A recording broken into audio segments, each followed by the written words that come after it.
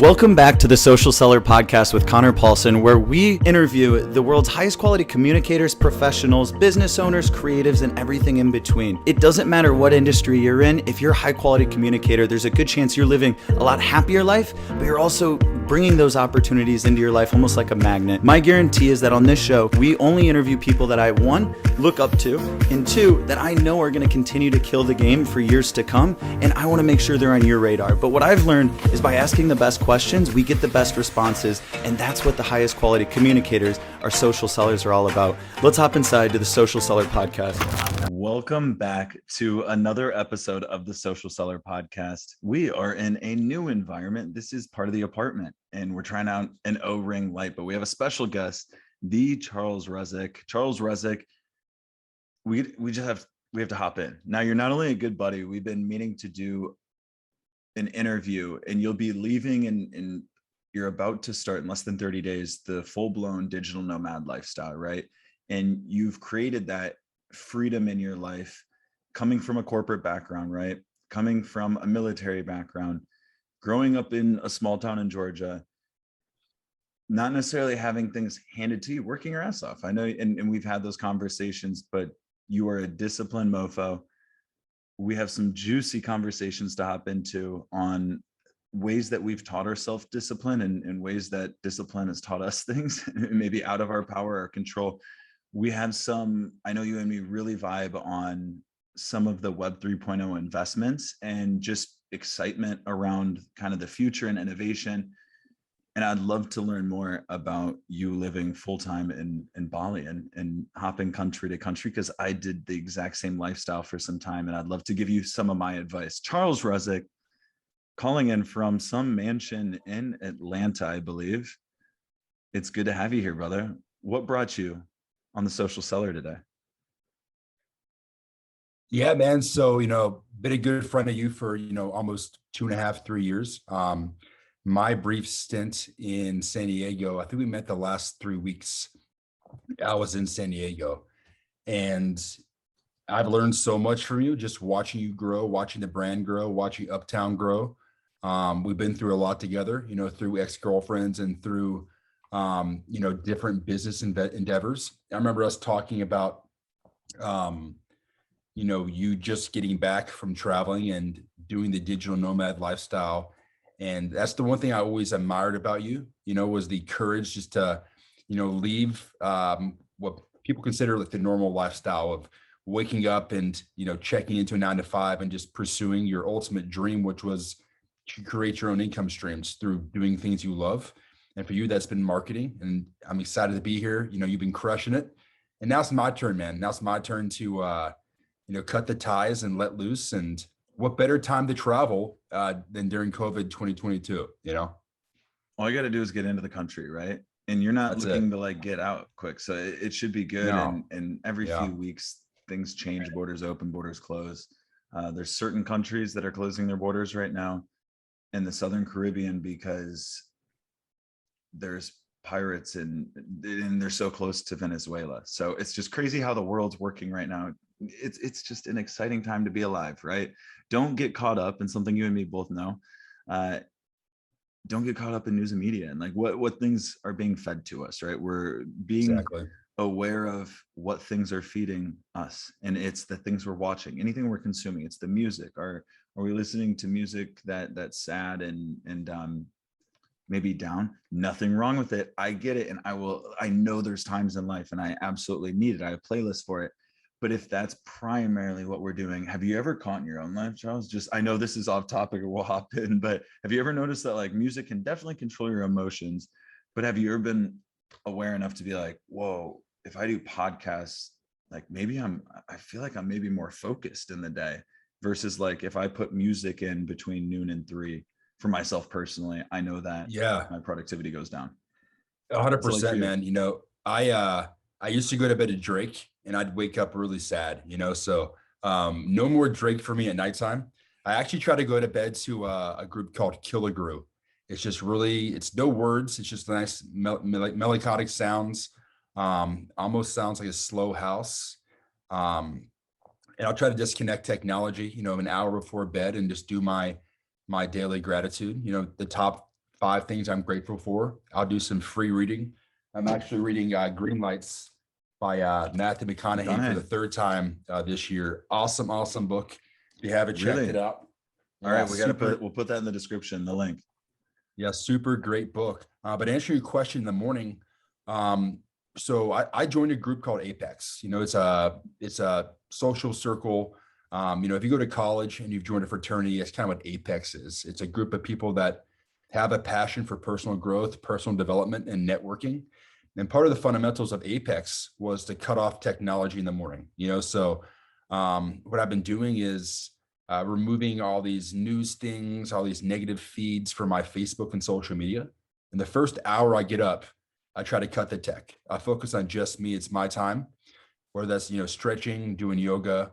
I'm starting to write down letters to myself to where, I know you're a big advocate of writing to yourself, and 3 or 4 years from now, I can see those emotions and see what's translated into the future, right? So the first hour of my day, I'm just doing Wim Hof breathing. I'm doing all these different, biohacks that you see on YouTube that people that are doing. And I've seen a lot of improvement from a personal growth perspective from all that. So if you're listening, I would just say cut the tech for an hour in the morning, cut the tech at nighttime.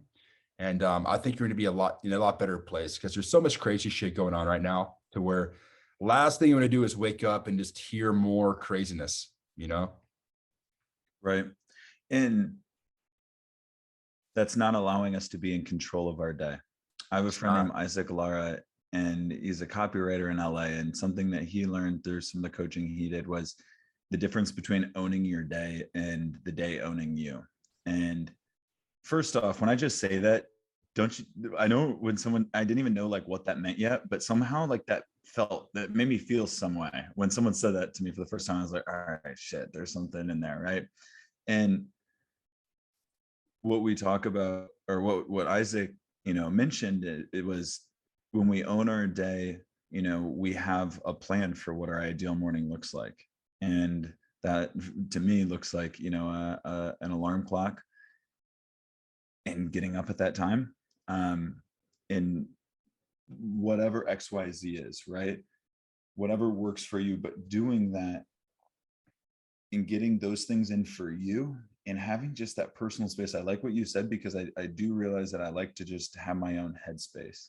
I'm not really talkative. That's part of the reason I like early mornings. And I've realized over the last 10 years, being an early morning person at the gym, that most people throughout the world traveling and going to gyms, that most people are kind of like that in the morning. Now, they're also the people that are like proud to give you nuts, like, yo, good morning, what's up, Wes? Or it's like, what's up? And yeah, it's not always conversation. So it's a different tone. They're happy. A lot of times there's gratitude, but it's like, all right, we're zoned in. And to some degree, I almost feel like that's how we're like downloading our day to somehow have control, right? Now, we're all human, and we've all had days that we aren't in control, and we probably realize what the opposite side is, right?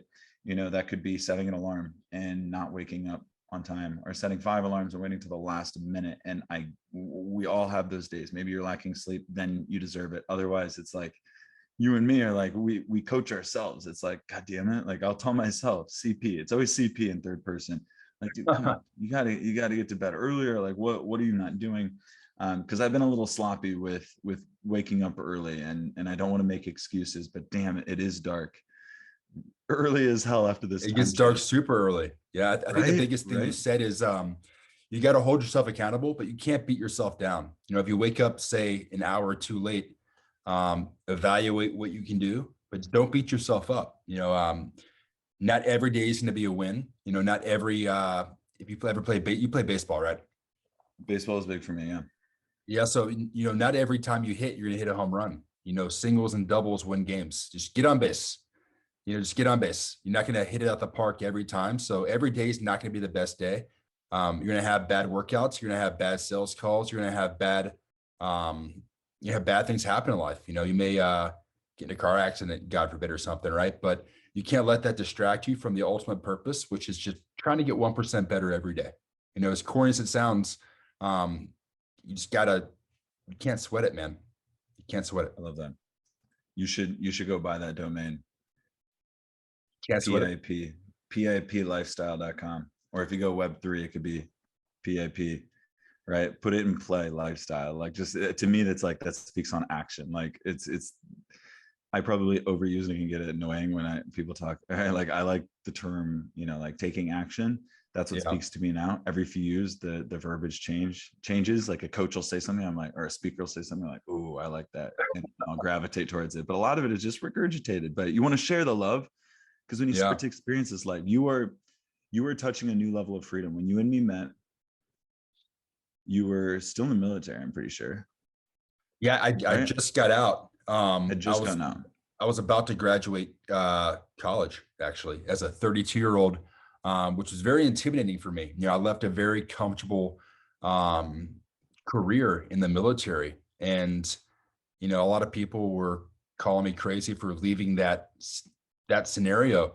When you're in the military, not that it's easy, but you don't realize how hard being a civilian is until you get out and you have to worry about medical care and health care, and you can wake up whenever you want. In the military, you're up at 5 a.m. and that's your job, is to be up at 5 a.m. So yeah, I met you when I first got out. I was studying for my finance degree over at the University of San Diego, go Toreros. And I was about to start working my first big corporate gig over at AT&T in B2B. And yeah, I think I met you about a month and a half, 2 months before I moved to Texas. Yeah, you were doing the move to Dallas. It's wild just to think back to those, because I'm sure you have some of the memories too. But I remember helping you like pack up your U-Haul in your K-cup machines over there. I gave you my Keurig. Yeah. Still use it when we have coffee. Usually it's for Gus, but dude, you saved me so many times for like people. This coffee's on me, man. Don't worry about it. I appreciate it. To give some context, so you grew up small town Georgia. Now, we don't need to go into a ton of detail. What if we condense it in the sense of like, from growing up small town Georgia to getting to where you're at today, and it's in a book, and it's five short chapters. What are those 5 titles? Let's see. Chapter 1, I would say being the underdog, right? I was 5'2", 101 pounds as a freshman in high school. You can't play a lot of sports, and I wasn't very smart academically. So I was kind of in a very weird transitional period. All my friends were doing these crazy, outrageous things. They were growing big and they were super smart. And for me, I just never really applied myself. I always just kind of got by in middle school. And then I fell in love with wrestling. I fell in love with acting, and I started studying academics and reading books. And, I think being the underdog was a good thing. People doubted me. And then I ended up becoming a pretty damn good wrestler in Georgia. You're an Iowa guy. It's Iowa or Idaho. I always get this 2 mixed up with you. It's Iowa, right? Iowa. Yeah. Iowa. Iowa's a huge wrestling state too. So Georgia's a big wrestling state. So that really built up my confidence, being the underdog in those situations. The second one I would say is like overcoming adversity, right? So, as a high schooler, you're always dealt with different situations. I grew up in a small town to where most of the time the things we do is just go in an empty field and have a bonfire and get drunk, that led to a lot of fights, that led to a lot of disagreements. And, when I joined the military, I saw a lot of my friends kind of stuck in that same path, and I had to pick a new circle and kind of redevelop who I wanted to become. I would say the third chapter would be, learning new shit, So for me, I've always been intrigued to learn new shit. I've always been the guy that I want to try something I'm horrible at in order to get good at it. I was an aircraft mechanic in the Navy, fixed helicopters, fixed engines, built helicopters from the ground up, flew in them. And when I graduated high school, I could barely even change a tire. I could barely change my oil. And people thought I was crazy. Like, you're going to join the military and become a mechanic? You can't even change your own tire, bud. So, I think just trying new shit makes you become better at stuff. I mentioned I was a poor student, horrible at math. I think I took algebra 2 as a college or a high school senior. Barely graduated high school by the scrap of my tongue, 1.5. and I ended up choosing finance as a major in college. And got really good at math in college, you know? So I think just trying new shit was my number 3 chapter. Number 4 is you gained some confidence there too, is my guess. And oh you yeah, had enough that built into it, right? For well, me too. yeah. I can relate. Well, I had to, you know, the funny thing about like investment strategy or even just becoming good at math is you have to look at it from the perspective of you as a person. When I started analyzing, you know, market trends and started building my own pro formas, instead of looking at like case studies that the textbooks tell you, like, you know, Farmer John has a 14 unit, you know, parcel of land and he has cash flow. I started thinking about what if I was that business owner? What if I was that developer? What if these are my tenants? What would my capex and opex be? How would I do this deal? And I started looking at, you know, investment strategy from the perspective of me as an individual and not the actual case study. And that's when I started to become, you know, more intrigued. So now I love building models. I love building and coding. That's actually what I built a 4-hour pro forma for my dad yesterday over covered calls. And we'll talk about that later on in the show. But I'd say that was definitely an interesting part, was just transitioning from questioning things to just diving in and having to learn it. You know, I had no other options but to become a good mechanic. That was my job in the Navy, was to be a mechanic. And the 5th one I would say is just being the 5th guy, you know? So, you know, if you hang around 4 smart people, you're going to become the 5th smart person. You hang around 4 successful people, 4 people that are in shape, you know, 4 drug addicts, you'll probably become the 5th drug addict. You know, it's the power of 5. And I've always tried to be the dumbest guy in the room. You know, I like to consider myself, you know, a pretty smart guy, but if I'm the smartest guy in the room with somebody, there's a problem there, you know? So I always try to be the 5th guy, you know, always try to be the guy that learns from somebody. You know, whether it's going snowboarding with, you know, 5 guys that do black diamonds and I say, fuck it, let's go. My first time. Or if it's being the 5th guy that said, let's go scuba diving. And, you know, I'm afraid of heights, believe it or not, you know, flew in helicopters and I'm afraid of heights. Crazy, right? And, you know, but I got my scuba cert last weekend and that was a nice little check on the bucket list. So those would be my 5 chapters, man. I hope you digressed all that. I love it. And I've never asked that question before. I love that you took it too. You ate it up. Let's and go. Just you rattled them off too, like props. No, those are good ones too. So I'm excited. We just all got a taste of the rookie, the version 1.0 draft of the Charles Rezac book that will come out and be sponsored by Discovery and a forward by Anthony Robbins someday. Let's go. It's a special time. You have some cool shit coming up. So we talked about the last 5 chapters. What got you here? What is the title? And take a few seconds to think about it. But what is the title of chapter 6? It hasn't happened yet. I would say seeking discomfort, right? So I'm about to be surrounded by new culture, a new environment, a new language, new foods, a new lifestyle. You know, I leave for Thailand January 5th. I'll probably hit Bali towards the tail end, and which is 24 days away from recording right now. It's 24 days, man. It's I leave at 7 a.m. on January 5th. I fly into Dallas. I'm there for about an hour. Then I fly to Japan, about 19-hour flight, and then about 8 hours from Japan to Bangkok. So I would say, you know, seeking discomfort. You know, I'm gonna be living all by myself. I'm going with nobody, no girlfriend, no boyfriend, no friends. I'll be living in a brand new city all by myself, and I'll be vlogging the entire thing and just soaking in the experience. I'm excited to bring some really cool content. I'm excited to have you, you know, follow my journey and watch me get my ass beat in Muay Thai. I'm gonna be training at a Muay Thai gym down there, so it's gonna be a good time, man. I'm stoked for it.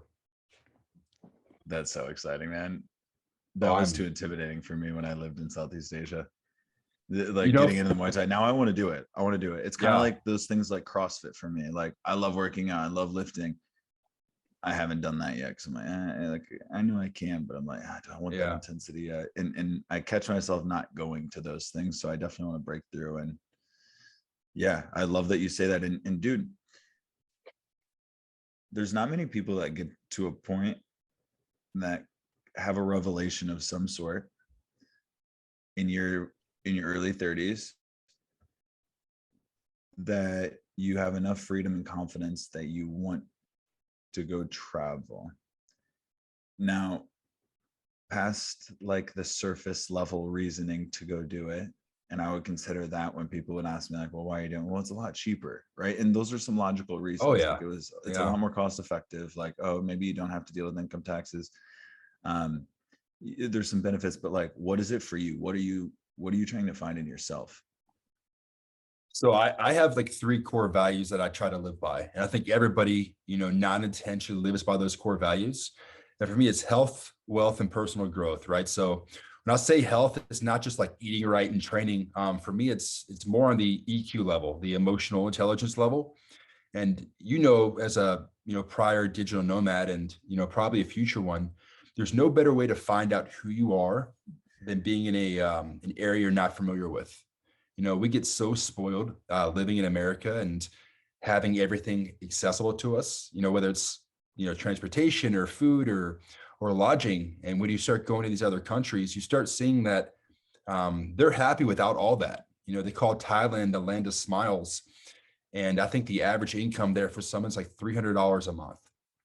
And they are the happiest, in shape people in the entire, who knows, probably, maybe world, right? They live the longest. A lot of people in Thailand live to over 100 plus, and they don't make a lot of money. Money doesn't really bring happiness to people when you have other things of fulfillment. There's tons of monasteries there. There's tons of things to do other than just, worry about chasing the dollar, which is nice. But for me, I would say, personal growth, obviously surface level wealth, right? So it's a lot cheaper to live. I can live in Thailand for, under $1,000 American per month, probably in a very similar condo as yourself, a high rise with a pool, and still travel a lot to different provinces within Thailand. And then personal growth, right? I think for me, it'll be really interesting picking up a camera and vlogging and going through the first 100 or 200, attempts at making a YouTube video and not recording or pressing the record button or breaking a camera, and just being involved in the culture, learning the language, trying the food, and just really experiencing a different country from a different lens, Love that. And I think a lot of it is focused around a curiosity that you have. Of course. And then it shapes around a freedom because you've built, it's not like you're making a ton of money. Like we were talking about right before we hopped into the interview, and you and me haven't even chatted for a while, right? Like you live on the other coast now, and we're brothers for life. And like part of it was we didn't want to hop too far into the conversation. So a lot of this is just you and me catching up too. And it only makes sense to record it because I know there's value. And when I might have a friend or two around and they're hearing like our conversation, or it might be on speakerphone, and like it's frequent that they could be like, oh, there's some value in that. It's the ways we want to talk because it's the ways we want to grow. And I think a basis here where I'm going with it is the point that if we learn to ask better questions and more effective questions, that we get better questions or better responses, right? We get to also, what does that mean? AKA, we get to understand an individual better, right? Yeah. And I think there's a basis of coming from authenticity too. And you have that, you work hard. So you have this curiosity, because I know I've felt that there's a mixed level of excitement, and the excitement it outweighs the fear, right? And then the unknown is just like, who could I become? Right. And it's like, I'm going to be really proud, I feel like, looking back. And I remember those are the thoughts that I always had, because I started realizing in college before I started this digital nomad thing, is like a year or two prior, is like, I started learning about this thing of like, what if you future pace your life? What if, like, where are you going to be in 25 years from now?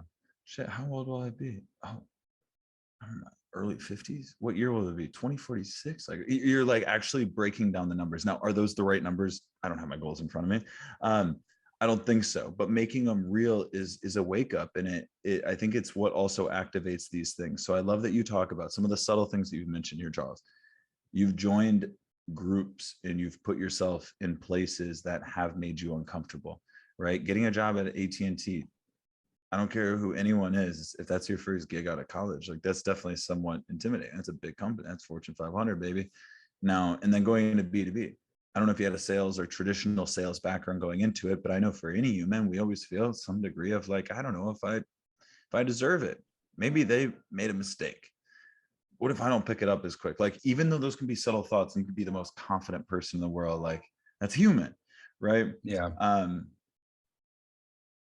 And I'm proud of you though, for the fact that you get to do this. Like, it excites me and it motivates me to also want to do it. And I think this can be a focal point of this interview, is for anyone that like this in some mild way activates some emotion. You don't even have to know what the emotion is. Am I happy? I don't know. Am I curious? I don't know. But like, this stuff is possible, and really you just have to look at flights. Flights are the most expensive part, but you're looking at a one-way, baby. Fly out of the major airport and just look at it. Open an incognito window, skyscanner.com, and your local biggest airport. Don't try to fly out of a regional if you're going to go here just to save. And then one way, baby. Or if you want to get real into it, Google Flight Matrix. And that's not a pretty interface, but that's how I flew from O'Hare in college, O'Hare in Chicago to Bangkok and back, round trip tickets. Brother, I got them for $248. Now, I have to add the disclaimer. I did scan and look. Those are like the first international flights I've ever actually purchased myself. But I went to Google Flight Matrix, and it's not associated to Google, and they make sure they put that in the disclaimer, but it's powered by Google, meaning like the search engine. So simply put, what this website does is it shows you the international flights that airlines don't let you see, right? Because they want to see, if you're a US person, they don't want to introduce, like, you could fly your connecting flight, and Switzerland could actually be some European company that's usually pretty nice, and they can connect you, but you're switching airlines, which you and me don't care. We're flexible. And that helps with travel, right? For the most part. But like, it shows you those things that otherwise wouldn't be shown. And so you just keep plugging in, trial and error, like A/B test, trial and error, like mess around with it and whatever. After messing around with it for a few hours over a couple of weeks, like found those. But $240 or $250 round trip from O'Hare to Bangkok, right? Because Bangkok's going to be the center. That's where you're probably flying in. Now, the first trip I went was like 31 or 32 days. I was in college, right? And that's what was just like, it activated, whoa, this is fun. And I thought I was going on this long trip. I was like, damn, 30 days. And I get over there and I start, everyone that I meet though, that's not from America, and there's not that many Americans over there, because we're on the other side of the world, right? There's the US, we're talking Asia, other side, 24-hour flight in total, wherever your connections are usually. But it's the flip side of the world. And what I love, and you said beautifully, is that things are going to be different. I can't wait for you to experience it, dude. People are happy.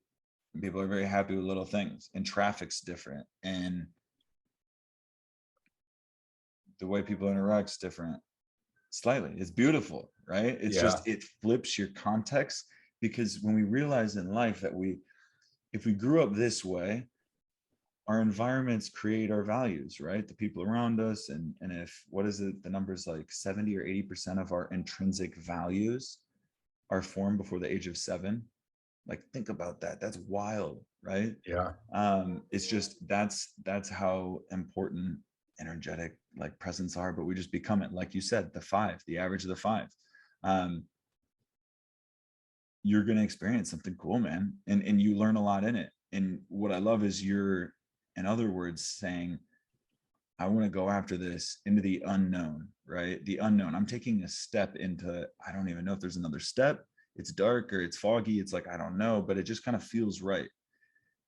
Brother, you are leveling up in life. And this is just the exciting way to do it. You're doing it as an adventure. And that's how I kind of view it looking back, right? I'm doing this again, and it's going to look slightly different. And I feel like you're going to do it a lot smarter than I did. But yeah, $1,000, $1,000 US. I was living, me and a girlfriend at the time were living on that. So you'll be able to live a good life. That's working in your motorbike, and also your health insurance is like $50 a month. Yeah. I was such an idiot, dude. I skimped on that so I could get a motorbike. How bad was that, dude? I would skimp on spending on the health insurance international to afford getting a motorbike, where I fell and have scars on my body, like from, I can name like pretty much every country, and at some point got some kind of mark. But that's the beauty of travel, brother. Yeah.